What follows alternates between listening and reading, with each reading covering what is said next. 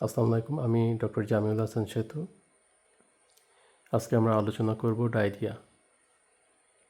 স্লাইডটিতে ডায়রিয়ার বিভিন্ন প্রকারভেদ দেখানো হয়েছে এবং ডায়রিয়া কেন হয় সেগুলো ভাইরাল, ব্যাকটেরিয়াল, প্যারাসাইটিক কারণে দেখানো হয়েছে এবং তার সাইন সিমটমগুলো দেখানো হয়েছে এবং সেখান থেকে যে জটিলতাগুলো হতে পারে এবং সেগুলো কিভাবে চিকিৎসা করা হয়, বাসায় কখন চিকিৎসা করা হয় এবং হসপিটালে কিভাবে চিকিৎসা করা হয় সেটা এক স্লাইডে দেখানো হয়েছে। পাতলা পায়খানা সংক্রান্ত যে উপসর্গ রয়েছে তার প্রথমেই থাকবে জলের মতো পায়খানা, পেটে ব্যথা থাকবে, বমি বমি ভাব থাকবে, জ্বর, ক্লান্তি এবং সেই সাথে তীব্র পানি স্বল্পতা দেখা যাবে। আমরা ডক্টররা পেশেন্টকে দেখে তার চোখ বসে যাওয়া, পালস দেখে দ্রুত স্পন্দন বা ট্যাকিকার্ডিয়া এবং প্রেশার মেপে দেখা যায় যে প্রেশার কমে গিয়েছে, যেটাকে হাইপোটেনশন বলে, এবং চামড়া টেনে দেখলে বোঝা যায় যে চামড়াটা ধীরে যাচ্ছে। কিছু পরীক্ষা নিরীক্ষা করা হয় রক্তের এবং পায়খানার। রক্তের পরীক্ষার মধ্যে রয়েছে কমপ্লিট ব্লাড কাউন্ট, ইলেকট্রোলাইট, সেরাম ক্রিয়েটিনিন। অনেক সময় কিডনির উপরে প্রভাব আসতে পারে, সেই জন্য সেরাম ক্রিয়েটিনিন দেখা হয়, এবং সোডিয়াম কমে যেতে পারে, সেই জন্য সেরাম ইলেকট্রোলাইট দেখা হয়। এছাড়া কোন ধরনের জীবাণু দিয়ে পাতলা পায়খানাটা হয়েছে সেই জন্য মল পরীক্ষা করা হয়ে থাকে। চিকিৎসার ক্ষেত্রে অবশ্যই ওর স্যালাইন খেতে হবে যাতে লবণ এবং জলের স্বল্পতা দ্রুত সমাধান হয়। নরম খাবার খেতে হবে। প্রোবায়োটিক্স অনেক ক্ষেত্রে খাওয়া যেতে পারে এবং জ্বর কমানোর জন্য জ্বরের ওষুধ খাওয়া যেতে পারে।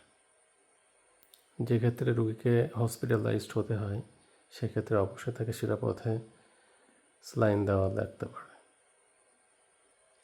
স্লাইডটিতে দেখানো হয়েছে যে সমস্ত কারণে ডায়রিয়া হয়ে থাকে, তার মধ্যে প্রথমে রয়েছে সংক্রামক, অসংক্রামক এবং বিভিন্ন ঔষধের পার্শ্ব প্রতিক্রিয়া হিসাবে, এবং কিছু খাদ্য অভ্যাসের কারণে এবং কিছু দীর্ঘমেয়াদী রোগের কারণে। তো সংক্রামক রোগের মধ্যে রয়েছে ভাইরাস, ব্যাকটেরিয়াল, প্যারাসাইট, এবং ওষুধের মধ্যে বিশেষ করে কিছু অ্যান্টিবায়োটিক খেলে হতে পারে, এবং খাদ্যাভ্যাসের মধ্যে রয়েছে কিছু অসহনশীলতা, যেমন ল্যাকটোজ ইনটলারেন্স এবং অতিরিক্ত তেল মশলা জাতীয় খাবার, আর কিছু লং টার্ম কন্ডিশন, দীর্ঘমেয়াদী রোগ, যেমন ইরিটেবল বাউল সিনড্রোম বা ইনফ্লামেটরি বাউল সিনড্রোম, এবং কিছু মানসিক অ্যাংজাইটির কারণে হতে পারে। বর্তমান সময়ে বাংলাদেশে পাতলা পায়খানার প্রকোপ বৃদ্ধি পাওয়ার কারণসমূহ, তার মধ্যে রয়েছে তীব্র গরম এবং তাপদাহ। যে হিট ওয়েভ চলতেছে তার জন্য খাবারগুলো দ্রুত নষ্ট হয়ে যায় এবং হজমের কিছু সমস্যা আসে, এবং অনিরাপদ পানি এবং পানির উৎস, দূষিত পানির জন্য এটা হয়ে থাকে, এবং রাস্তার পাশের খাবার খাওয়ার জন্য বা শরবত খেলে সেখান থেকে ব্যাকটেরিয়া বা ভাইরাসগুলো যে অন্ত্রে ইনফেকশন করে।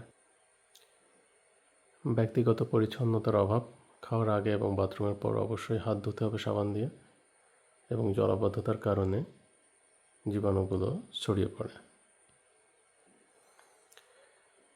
ডায়রিয়া এখানে দেখানো হয়েছে দুই রকমভাবে, যে অ্যাকিউট ডায়রিয়া এবং ক্রনিক ডায়রিয়া। অ্যাকিউট অর্থাৎ তীব্র ডায়রিয়া, ক্রনিক দীর্ঘ মেয়াদি যেটা হয়ে থাকে। অ্যাকিউট ডায়রিয়া যেটা 2 সপ্তাহের কম সময় ধরে এবং যেটা 4 সপ্তাহের বেশি সময় ধরে চলে থাকে, এবং সংক্রামক কারণে যে ডায়রিয়াগুলো হয়ে থাকে ভাইরাস, ব্যাকটেরিয়া, প্যারাসাইটিক কারণে হয়ে থাকে, এবং কিছু ওষুধ নেওয়ার জন্য যেগুলো হয়ে থাকে।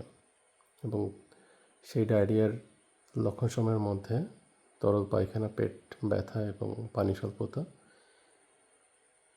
এবং দীর্ঘমেয়াদী ডায়রিয়ার কারণগুলো যেটা পূর্বে আলোচনা করা হয়েছে, আলসারেটিভ কোলাইটিস, ক্রোনস ডিজিজ, এই ধরনের কিছু কারণ রয়েছে। ডায়রিয়ার বিপজ্জনক লক্ষণ যখন হাসপাতালে যেতে হবে তার মধ্যে রয়েছে তীব্র পানি শূন্যতা, যখন চোখ বসে যাবে, প্রস্রাবের পরিমাণ কমে যাবে এবং প্রচণ্ড তৃষ্ণা পাবে, মলের সাথে যখন টাটকা রক্ত যাবে, অনিয়ন্ত্রিত বমি হবে, যখন কোনো কিছুতেই আর বমি নিয়ন্ত্রণ করা যাচ্ছে না এবং পায়খানা একদম চাল ধোয়া পানির মতো হচ্ছে, তীব্র জ্বর এবং পেট ব্যথা এবং একদম নিস্তেজ হয়ে যাবে, সেক্ষেত্রে অবশ্যই দ্রুত হসপিটালে নিয়ে যেতে হবে।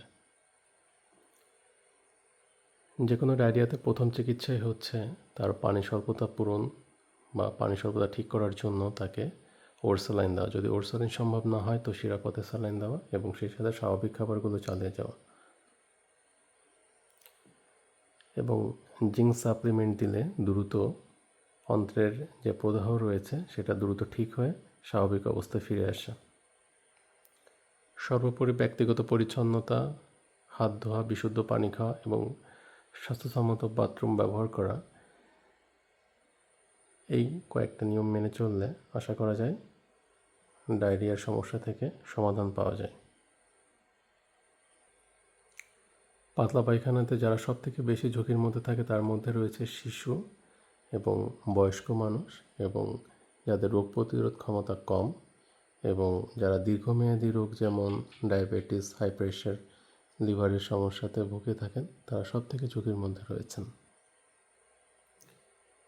ডায়রিয়ার সময়ে অনেক সময় উচ্চ রক্তচাপ এবং ডায়াবেটিসের রোগীরাদের সাময়িকভাবে ঔষধ বন্ধ রাখা লাগতে পারে এবং ডায়াবেটিসের রোগীরা অনেক সময় খাবার স্যালাইন খেতে ভয় পান, তার কারণ তাতে সুগার রয়েছে এবং এটা একদমই ভুল ধারণা। তাদেরকে অবশ্যই ওরসালাইন খেতে হবে।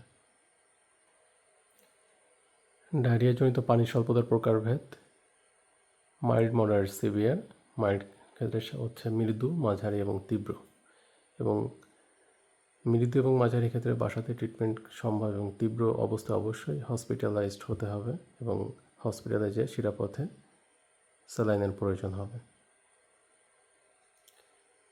ডায়রিয়ার কারণে মানুষের শরীরে যে সমস্ত অঙ্গে ক্ষতিগ্রস্ত হয় তার মধ্যে রয়েছে কিডনি, হৃদ, মস্তিষ্ক এবং অন্ত্র ও পেশি। কিডনিতে তীব্র পানি শূন্যতায় হঠাৎ করে কিডনি বিকল হতে পারে, যাকে একেআই বা অ্যাকিউট কিডনি ইনজুরি বলে, এবং সোডিয়াম এবং পটাশিয়াম কমে যাওয়ার কারণে হার্টের উপরে সেটা মারাত্মকভাবে প্রভাব আসতে পারে। এছাড়া মাংসপেশিতে টান ধরা বা দুর্বলতা আসতে পারে। এবং জীবাণু যেহেতু অন্ত্রের বা পরিপাকতন্ত্রের উপরে ক্ষতের সৃষ্টি করে, সেক্ষেত্রে হজম ক্ষমতা কমে যায় এবং সোডিয়াম কমে যাওয়ার কারণে মস্তিষ্কের উপরে তার ক্ষতিকর প্রভাব আসে। অনেক সময় খিঁচুনি বা অজ্ঞান হওয়ার ঝুঁকি থাকে। স্লাইডটিতে দেখানো হয়েছে তীব্র ডায়রিয়াজনিত কীভাবে অ্যাকিউট কিডনি ইনজুরি বা কিডনিতে কিডনি ক্ষতিগ্রস্ত হয়।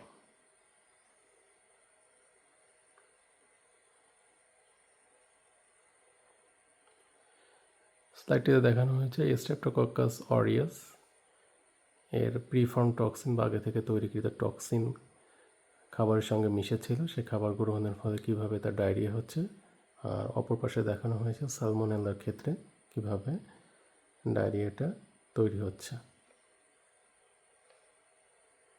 ভিব্রিও কলেরি দিয়ে যে কলেরা হচ্ছে,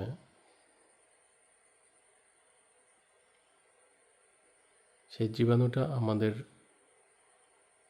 কিভাবে খাবারের সঙ্গে দূষিত খাবার পানির সঙ্গে যে পরিপাকতন্ত্রে তার টক্সিন তৈরি করতেছে এবং সাইক্লিক এএমপি তার বেড়ে যে অ্যাডেনালি সাইক্লেজের মাধ্যমে কলেরা টক্সিন কিভাবে অন্ত্রের উপর কাজ করে এবং কোষ থেকে লবণ পানি কিভাবে পরিপাকতন্ত্রের লুমেনের মধ্যে নিয়ে চলে আসে এবং তীব্র পানি স্বল্পতা তৈরি করে। এবং এক্ষেত্রেও পানি শূন্যতার একমাত্র চিকিৎসা মুখে খাওয়ার স্যালাইন অথবা শিরাপথে স্যালাইন। এখানে শিগেলা বা শিজেলা ব্যাকটেরিয়া জনিত যে ব্যাসিলারি ডিসেন্ট্রি কীভাবে রক্ত আমাশয় করে সেটা দেখানো হয়েছে এবং রক্তযুক্ত পায়খানা, জ্বর, মাথা ব্যথা এগুলো থাকে সেগুলো দেখানো হয়েছে। এবং এটা হলো অ্যামিবিক ডিসেন্ট্রি, যেটা অ্যামিবিয়াসিস নামে পরিচিত। এখানেও অন্ত্রের কোষগুলো কিভাবে ক্ষতিগ্রস্ত হয় এবং সেখান থেকে কিভাবে রক্ত এসে রক্ত আমাশয় হচ্ছে সেটা দেখানো হয়েছে। বাচ্চাদের খুব কমন যেটা রোটাভাইরাস দিয়ে ডায়রিয়া বাচ্চাদের জন্য খুবই কমন। রোটাভাইরাস কীভাবে সংক্রমিত করে সেটা এখানে দেখানো হয়েছে, এবং এক্ষেত্রেও চিকিৎসা হচ্ছে খাওয়ার স্যালাইন। এবং রোটাভাইরাসের ভ্যাকসিনও এখন বাজারে অ্যাভেলেবেল পাওয়া যায়, যেটা থেকে বাচ্চাদের অনেক মৃত্যু ঝুঁকি কমে আসে। এটা হচ্ছে ট্রাভেলার্স ডায়রিয়া, বা যারা ভ্রমণ করেন তারপর ডায়রিয়া। এটা মূলত হঠাৎ করে এক পরিবেশ থেকে অন্য পরিবেশে গেলে শরীরের রোগ প্রতিরোধ ক্ষমতার দুর্বলতার কারণে এই ডায়রিয়া হয়ে থাকে।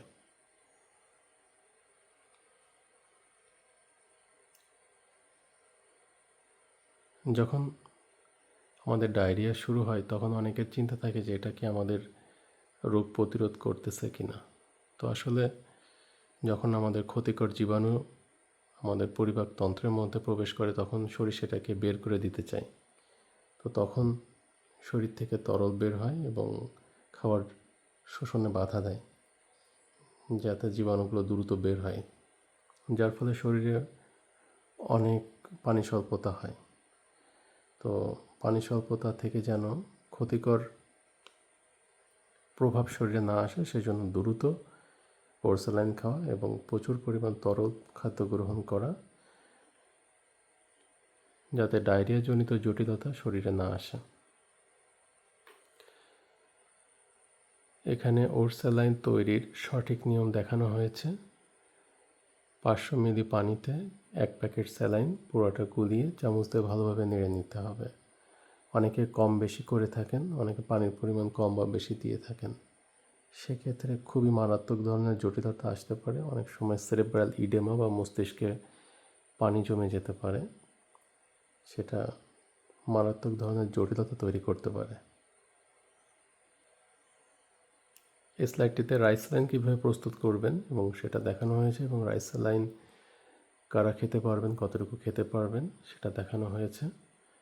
রাইস স্যালাইন হচ্ছে চাউলের গুঁড়ার স্যালাইন, যেটা খুবই উপকারী, এবং 6 মাস থেকে 5 বছরের শিশু এবং বড়রা খেতে পারবেন। আমাদের দেশে প্রায় দেখা যায় যে হঠাৎ করে ডায়রিয়া শুরু হলো এবং মেট্রোনিডাজল, যেটা ফ্লাজেল নামে পাওয়া যায় বা অসংখ্য অন্য কোম্পানির নামে পাওয়া যায়, ফ্লাজেল, মেট্রো, তো এগুলা খাওয়া ভালো কি খারাপ সেটার একটা স্লাইডে দেখানো হয়েছে। সাধারণত হঠাৎ করেই মেট্রোনিডাজল খাওয়াটা সঠিক নয়, তার কারণ অনেক সময় ভাইরাসের কারণে আপনার পাতলা পায়খানা হতে পারে। সেক্ষেত্রে অ্যান্টিবায়োটিক ভাইরাসের উপরে কোনো কাজ করবে না। এছাড়া পেটের কিছু উপকারী ব্যাকটেরিয়া থাকে, সেগুলো এটা ধ্বংস করবে, যার জন্য ওষুধের পার্শ্ব প্রতিক্রিয়া এবং উপকারী ব্যাকটেরিয়া মারা যাওয়ার কারণে আপনার ক্ষতির পরিমাণটা আরও বাড়বে। এবং অবশ্যই ডক্টর প্রেসক্রাইব করবেন যেভাবে, তারপর অ্যান্টিবায়োটিক গ্রহণ করবেন। এবং অনেকে লোপেরামাইড বা যেন ডায়রিয়াটা দ্রুত বন্ধ হয় এই জন্য লোপেরামাইড জাতীয় ওষুধ গ্রহণ করেন। তো এখানে দেখানো হয়েছে যে আমাদের পেটের নাড়ির যে স্বাভাবিক গতি তাকে পেরিস্টালসিস বলে, এবং সেই সংকোচনের ফলে জীবাণুযুক্ত তরলগুলো বের হয়ে যাচ্ছে। অন্যদিকে লোপেরামাইড খাওয়ার ফলে সে জীবাণুগুলো আটকা পড়ে গিয়েছে, এবং সে জীবাণুগুলো সেখানে তার বংশ বৃদ্ধি করে অন্ত্রের জটিল ধরনের রোগ, টক্সিক মেগাকোলন বা প্যারালাইটিক আইলিয়াস, এছাড়া আরও অনেক জটিল ধরনের সমস্যা করতে পারে।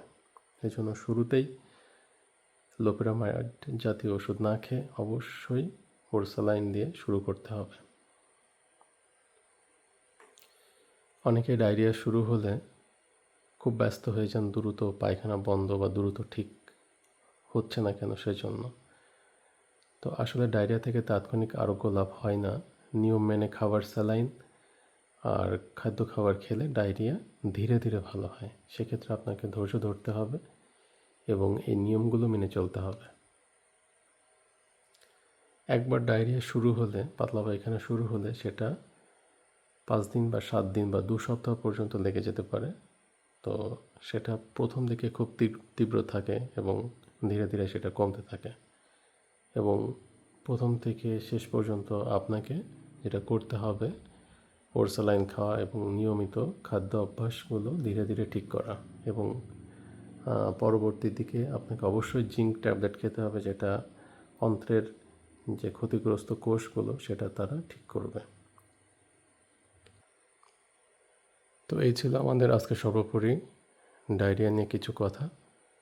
তো আমাদেরকে সচেতন হতে হবে, নিয়ম মেনে চলতে হবে এবং ভয় না পেয়ে সতর্কতার সাথে সঠিক নিয়ম মেনে চিকিৎসা নিতে হবে।